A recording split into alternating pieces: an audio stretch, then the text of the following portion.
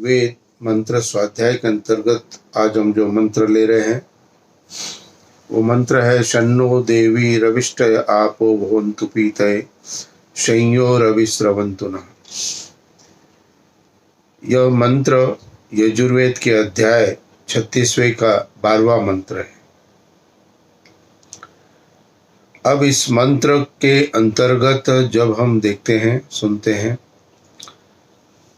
तो सर्वप्रथम ईश्वर से हमें क्या प्राप्ति करनी है तो उसके लक्ष्य का निर्धारण इस मंत्र के द्वारा किया गया है। प्रत्येक व्यक्ति को अपने जीवन की क्या आवश्यकता है आपकी, उस आवश्यकता को आप परमात्मा को बताएं और वह आवश्यकता जिसको आप परमात्मा को बता रहे हैं उसके लिए आप स्वयं भी प्राप्ति करने का प्रयत्न प्रारंभ करो। तो यह मंत्र स्पष्टतः आपको आपके जीवन की उन्नति का साधन बता रहा है और इस मनुष्य जीवन का जो लक्ष्य है वो लक्ष्य भी आपको निर्धारित कर रहा है। शन्नो देवी रविष्टय, यहाँ पर एक शब्द आ गया अभिष्ट। तो अभिष्ट शब्द का अर्थ है अभिष्ट यानी कि जो हम चाहते हैं। आप क्या चाहते हो? अभिष्ट चाहते, अभिष्ट यानी कि यह समस्त सांसारिक जितने भी सुख है आनंद है वह सभी मैं प्राप्त करना चाहता हूं और ये मनुष्य जीवन का एक लक्ष्य भी है। भोगो अपवर्गम दृश्यम के अंतर्गत भोग शब्द आया है। यह भोग अर्थात सांसारिक जितनी भी बातें हैं जो कि हमारे शरीर आत्मा मन को सुखदायी है आनंद देने वाली है उन सभी को हमें प्राप्त करना है। तो अभिष्ट की प्राप्ति के लिए इस मंत्र के अंतर्गत आप प्रार्थना परमात्मा से कर रहे हैं। अब हमने कितना कार्य किया है जीवन में अभिष्ट की प्राप्ति के लिए? तो ये क्या कार्य समाप्त हो गया? नहीं। हमने अपने जीवन के अंदर अभिष्ट की प्राप्ति यानी सांसारिक सुख साधनों के प्राप्ति के लिए हमने प्रारंभ में शिक्षा का अध्ययन किया, फिर हमने नौकरी सर्विस बिजनेस आदि जो भी कुछ करना था जिसके माध्यम से हमने धन का अर्जन किया इकट्ठा किया और फिर उस धन के माध्यम से हमने अपने जीवन के अंदर उन्नति प्राप्त की है। तो अभिष्ट की प्राप्ति के लिए हमने बहुत प्रारंभ से जीवन के प्रयत्न को प्रारंभ कर दिया था। और यदि प्रारंभिक क्षणों में जब आप स्कूल में थे जब आप कॉलेज में थे आपने बहुत अच्छा विद्या अध्ययन किया और आपकी बहुत अच्छी पढ़ाई हो गई तो आपकी नौकरी भी अच्छी लगी और उस नौकरी अच्छी लगने से आपको धन संपत्ति भी बहुत अधिक प्राप्त हो गई। तो पहले जो अभिष्ट की प्राप्ति के लिए हम सभी लोग कार्य कर रहे हैं और वो कार्य है इस सांसारिक सुख सुविधाएं जो भी है वो हमें प्राप्त करनी है। तो इस मंत्र के अंतर्गत शन्नो देवी रविष्टय अभिष्ट की प्राप्ति के लिए परमात्मा से हम प्रार्थना कर रहे हैं कि प्रभु मेरे जीवन का जो लक्ष्य है जो अभिष्ट मुझे प्राप्त है करना है उसके लिए आप हमें आशीर्वाद दो। हम आपसे उसके लिए प्रार्थना करते हैं। अब अभिष्ट की प्राप्ति का थोड़ा सा विस्तारित यदि हम चिंतन करेंगे तो अभिष्ट यानी कि धन संपत्ति आदि की प्राप्ति के लिए हम अपने जीवन के अंदर सत्य मार्ग को अपनाने का प्रयत्न आवश्यक रूप से करें। असत्य के मार्ग से बहुत अधिक धन बहुत कम समय में प्राप्त किया जा सकता है लेकिन ऐसा धन आपके संतान के लिए उपयोगी नहीं होगा और आपके पास भी बहुत अधिक समय तक ऐसी धन संपत्ति रहने वाली नहीं है। धन संपत्ति यदि रह भी गई जो पाप कर्म से कमाई गई है गलत तरीकों से कमाई गई है तो फिर उसका लाभ आप प्राप्त नहीं कर सकोगे। उसका सुख आप प्राप्त नहीं कर सकोगे। क्यों? क्योंकि वह धन संपत्ति पाप के कर्मों के द्वारा अर्जित की गई है। इसलिए बहुत अधिक व्यक्ति जिसने कि अधिक धन संपत्ति गलत रास्तों से, गलत मार्ग से प्राप्त कर ली है, उसके शारीरिक कष्ट बहुत अधिक उसको प्राप्त होने प्रारंभ हो गए।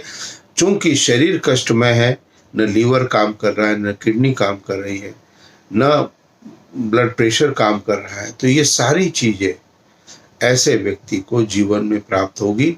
अब धन संपत्ति तो बहुत है, लेकिन शरीर की व्यवस्था कमजोर है, इसलिए इस धन संपत्ति का समुचित उपयोग वो व्यक्ति नहीं कर पाएगा। क्यों? क्योंकि उसने असत्य मार्ग से अपने अभिष्ट की प्राप्ति के लिए धन संपत्ति का अर्जन किया है।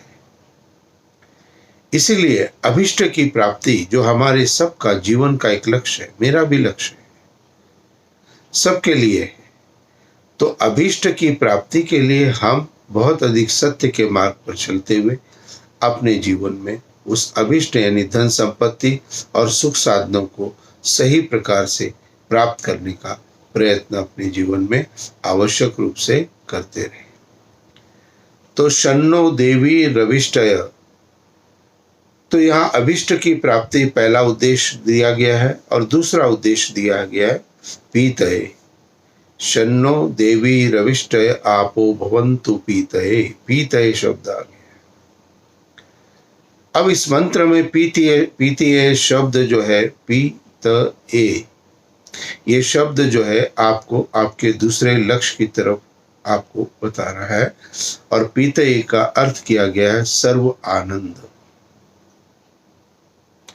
भौतिक वस्तुओं से हमें क्षणिक आनंद प्राप्त होता है और ईश्वर की समीपता में हमें सर्व आनंद प्राप्त होता है। थोड़ा सा अंतर है। एसी में हम बैठे हुए हैं अभी और एसी चल रहा है, बहुत अच्छा है, कोई दिक्कत नहीं है, गर्मी भी नहीं लग रही है।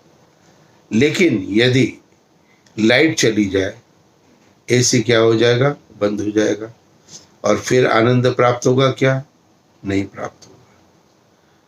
तो भौतिक साधनों से जो भी हम आनंद की प्राप्ति करते हैं, वह आनंद की प्राप्ति हमारी सामयिक और क्षणिक होती है।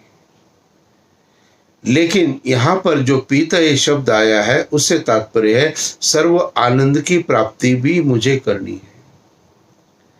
सर्व आनंद से तात्पर्य ईश्वरीय आनंद की प्राप्ति मुझे करनी है। तो परमात्मा के उस आनंद को प्राप्त करने के लिए प्रयत्न हम करें। और उसके लिए क्या करना है? उसके लिए जैसे धन संपत्ति के लिए हमने शुद्ध और पवित्र भाव विचार के साथ, शुद्ध पवित्र भाव कर्म के साथ में धन संपत्ति का अर्जन का जो निर्देश हमने प्राप्त किया, अब पीतये के प्राप्ति के लिए हमें अपना कुछ न कुछ समय नित्य प्रति प्रातःकाल और सायंकाल दोनों समय निकालना होगा। तो इससे हमारे अपने व्यक्तिगत जीवन के अंदर उन्नति का पथ अग्रसर हो सकता है। तो उस परमपिता परमात्मा की जो हमें समीपता प्राप्त करनी है, सर्व आनंद प्राप्त करना है, वह उसकी समीपता में जाकर के ही हम प्राप्त कर सकेंगे। और उसके लिए क्या क्रिया करनी पड़ेगी? वहां पर क्रिया हमको पतंजलि अष्टांग योग है, यम नियम आसन प्राणायाम प्रत्याहार धारणा ध्यान समाधि, अर्थात शुद्ध और पवित्र भाव आपको अपने अंदर शरीर की, मन बुद्धि आत्मा में बहुत पवित्र चिंतन आपका होना चाहिए। आप जब भी नित्य प्रति प्रातः सायंकाल बैठ करके ईश्वर से प्रार्थना करते हो, आपका समय निश्चित होना चाहिए। थोड़ा बहुत 10-15 मिनट आगे पीछे हो जाए कोई दिक्कत नहीं है। तो प्रातःकाल का समय भी निश्चित करें, सायंकाल का भी समय निश्चित करें। दोनों समय, जब समय निश्चित करके आप उस स्थान पर बैठेंगे जिसमें आप ईश्वर के सर्व आनंद की प्राप्ति की कामना रखते हो, वहां पर ठीक प्रकार से आसन को सिद्ध करना है।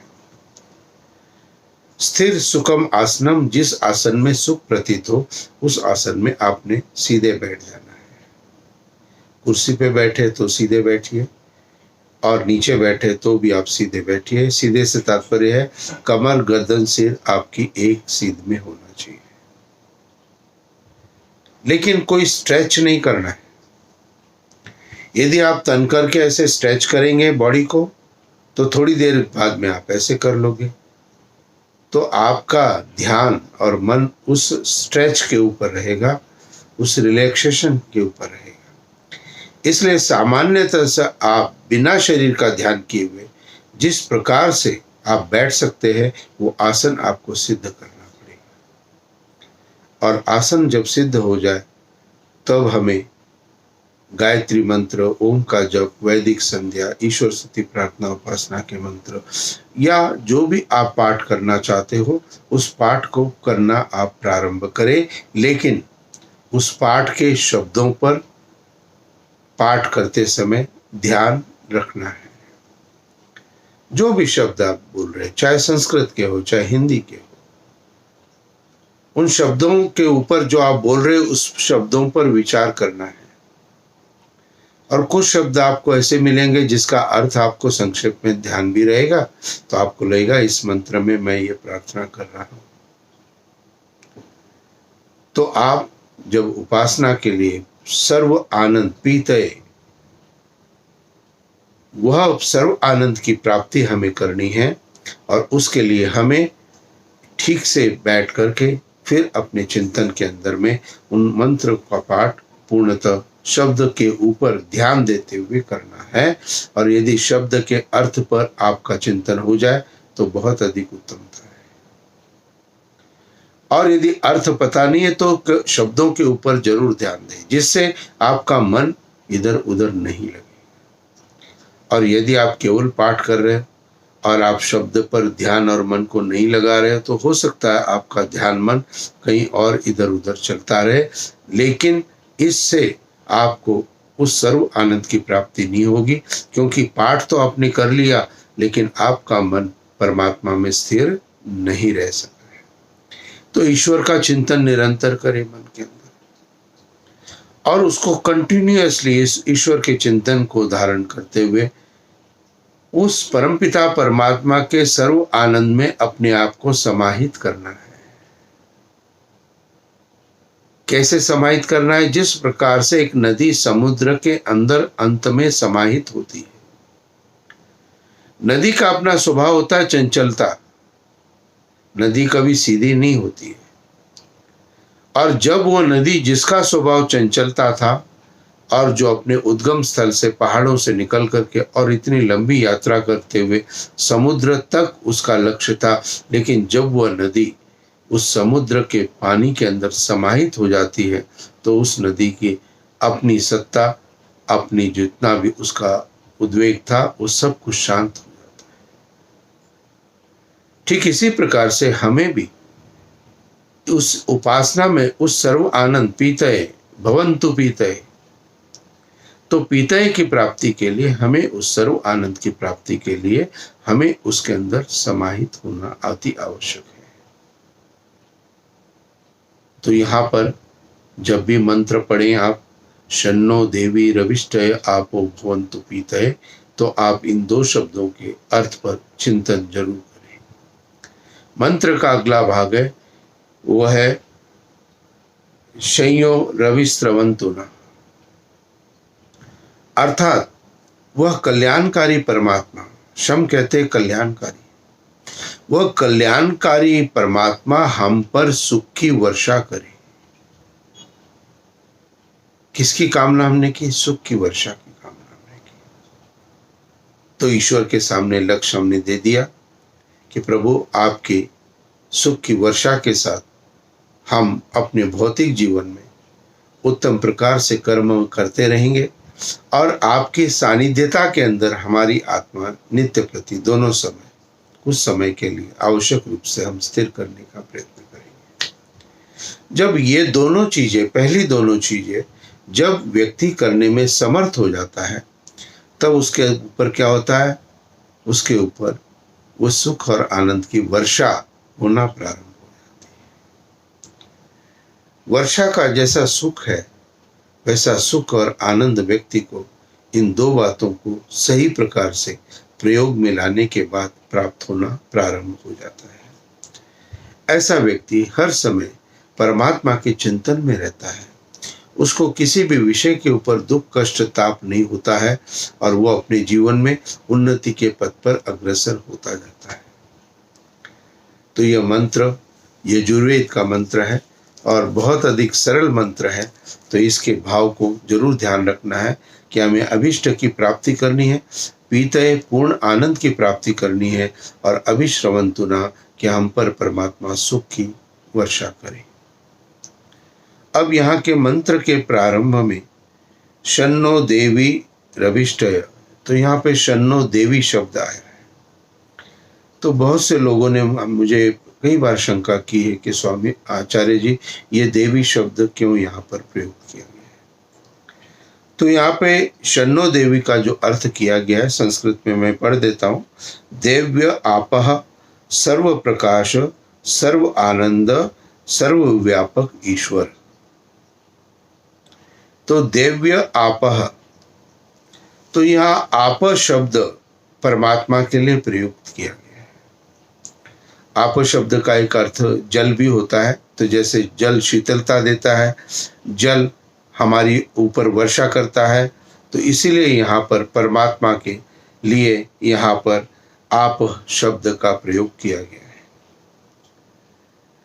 तो देव्य आपह सर्व प्रकाश, वो परमात्मा कैसे सर्व प्रकाश करने वाला है, सर्व आनंद को प्रदान करने वाला है और सर्वव्यापक है। तो यहाँ देवी शब्द क्यों आया है, इसका यहाँ अर्थ होता है कि परमात्मा के लिए यहाँ जो शब्द प्रयोग किया गया है वो आप शब्द प्रयोग किया गया है। और आप शब्द जो है वह स्त्रीलिंग शब्द है, इसलिए स्त्रीलिंग शब्द के लिए यहाँ पर देव नहीं आया। यहाँ अग्नि यदि होता शब्द तो वहां पर देव शब्द का प्रयोग होता। ये संस्कृत का व्याकरण है। तो ये सभी चीजें जो हमें थोड़ी बहुत आगे पीछे दिखती है, इसके अंदर संस्कृत का व्याकरण समाहित होता है, अन्यथा इसके अंदर कोई भी चिंतन हमें नहीं करना है। तो व्याकरण की दृष्टि के साथ जो कुछ उत्तमता होती है वहां पर उसका प्रयोग किया जाता है। तो यहाँ पर आप शब्द परमात्मा के लिए प्रयोग किया गया और आप शब्द स्त्रीलिंग होने के कारण यहाँ पर देवी शब्द प्रयोग किया गया है। अब शम नह, शम कहते कल्याणकारी, न कहते हमारे लिए। तो वह परमात्मा कैसा है, हमारे लिए कल्याणकारी है।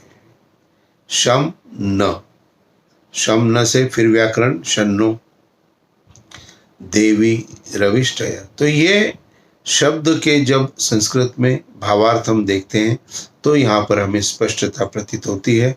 आप इतने अधिक गहरे चिंतन में नहीं जाते हो, लेकिन आप केवल मंत्र के भाव को यदि अपने अंदर धारण करो कि वह कल्याणकारी परमात्मा हमारे सभी प्रकार के जितने भी सांसारिक सुख आनंद की प्राप्ति के लिए उत्तम प्रकार से हम कार्य को हम जीवन में करते रहें और हम प्रभु के आनंद की भी अभिलाषा करते हैं। और उसके साथ हे प्रभु आप कल्याणकारी हो, आप हमारे लिए इस सर्व सुख आनंद की निरंतर वर्षा हमारे ऊपर करते रहो। तो ये मंत्र बहुत स्पष्ट एक निर्देश दे रहा है। तो इसलिए इस मंत्र के भाव को अपने चिंतन में जरूर रखिए। वेद मंत्र व्याख्याएं लगभग 20 मिनट के लगभग रहेंगी, तो इसलिए 20 मिनट से अधिक समय मैं आपका लेना नहीं चाहता हूं। और निरंतरता के साथ में प्रत्येक दिन एक मंत्र की व्याख्या आपको प्राप्त होती रहेगी और एक विषय अलग और आपको प्राप्त होता रहेगा। तो आज से प्रतिदिन 2 वीडियोस मैं डालने का प्रयत्न करूंगा यथासंभव। तो प्रयत्न मेरा रहता है। आप सभी के लिए ईश्वर से प्रार्थना करता हूं और आशा करता हूं कि दैनिक आप वेद मंत्र की व्याख्या को यदि सुनना चाहते हो तो आप मेरे चैनल को जरूर अपने मित्रों को, अपने संबंधियों को, अपने परिवारजनों को सब्सक्राइब जरूर कराएं। आपने भी यदि सब्सक्राइब अभी तक नहीं किया तो इसको सब्सक्राइब जरूर करें। तो आपके लिए ईश्वर से प्रार्थना करता हूँ। कि आपके जीवन के सभी लक्ष्य, सभी आनंद, सुख परमात्मा देने वाला है, उसको प्राप्त करने की योग्यता को आप प्राप्त कर सके। तो इसलिए यजुर्वेद के इस 36वें अध्याय के 12वें मंत्र की आज हमने व्याख्या सुनी।